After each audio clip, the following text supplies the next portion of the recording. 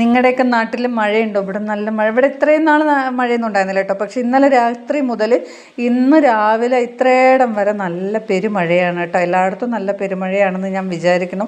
കാരണം എൻ്റെ ഫ്രണ്ട്സൊക്കെ വിളിച്ചപ്പോൾ പറഞ്ഞു അവിടെയൊക്കെ നല്ല മഴയാണെന്ന് കേട്ടോ. പക്ഷെ നമ്മുടെ ഇവിടേക്ക് ഇന്നാണ് നല്ല മഴ പെയ്ത് കേട്ടോ. രാവും പകലും ഇന്നില്ലാതെ മഴ പെയ്യാൻ തുടങ്ങി. ഞാൻ ഇന്ന് രാവിലെ മുതൽ ഉച്ച വരെയുള്ള വീഡിയോ അങ്ങോട്ട് ഷൂട്ട് ചെയ്താണ് കേട്ടോ. രാവിലത്തെ ബ്രേക്ക്ഫാസ്റ്റും ഇതൊക്കെ കൂടെ ചെറിയ ഷോർട്സ് ആയിട്ട് ഇടേണ്ടത് കുറച്ച് ലെങ്ത്തോട് കൂടിയിട്ട് അങ്ങോട്ട് ഇട്ടതാണ് കേട്ടോ.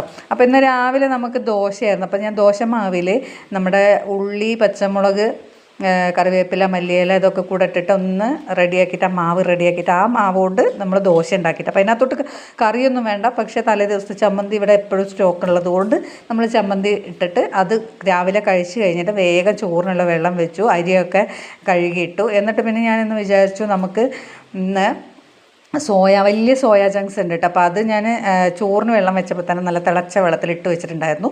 അപ്പോൾ സോയാ ചങ്ക്സ് കൊണ്ട് കറി ഉണ്ടാക്കുക കുറേ നാളായി ഉണ്ടാക്കിയിട്ട് കേട്ടോ. എനിക്കത് കണ്ടാൽ പിന്നെ ഉണ്ടാക്കാൻ ഭയങ്കര ഇഷ്ടം. പിന്നെ ഇത് വലുതായതുകൊണ്ട് ഉണ്ടാക്കാമെന്ന് വിചാരിച്ചു കേട്ടോ.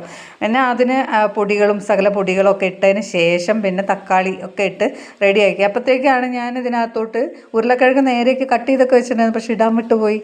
പിന്നെ അത് ഇട്ടു. അതൊന്ന് വേവാൻ വേണ്ടിയിട്ട് വെയിറ്റ് ചെയ്തിട്ട് ഒന്ന് പകുതി വേവായപ്പോഴത്തേക്കും പിന്നെ ബാക്കിയാണ്ട് വെന്ത് കിട്ടിക്കോളൂ. പിന്നെ സോയാ ചങ്ക്സ് നമ്മൾ കഴുകിയിട്ട് നന്നായിട്ട് പിഴിഞ്ഞെടുത്തിട്ടുണ്ടായിരുന്നു. എത്ര പിഴിഞ്ഞാലും അതിനകത്തോട്ട് വെള്ളം ഉണ്ടാവുമല്ലോ. പക്ഷെ ഞാൻ പിഴിഞ്ഞപ്പോൾ പിഴിച്ചിൽ കുറച്ച് കൂടുതലായിപ്പോയി.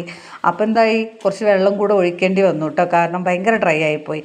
എന്നിട്ട് പിന്നെ നന്നായിട്ട് അടച്ചു വെച്ച് വേവിച്ചു. നന്നായിട്ട് വെള്ളം ഒന്ന് ഇച്ചിരി വറ്റാൻ വേണ്ടി വെച്ചു കേട്ടോ. പിന്നെ ഇന്നലത്തെ രസം ഉണ്ടായിരുന്നു.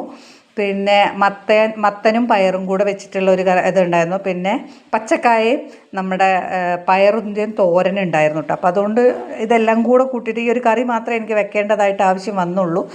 അതൊക്കെ കൂടെ കൂട്ടി ഇന്നത്തെ ഉച്ചക്കൊരു പിടി അങ്ങോട്ട് പിടിച്ചു കേട്ടോ. അപ്പം നമ്മൾ ചോറിനാൻ പോവാണ്. അമ്മയ്ക്ക് ചോറൊക്കെ കൊടുത്തു. അപ്പനി അടുത്ത വീഡിയോയിൽ കാണാം കേട്ടോ.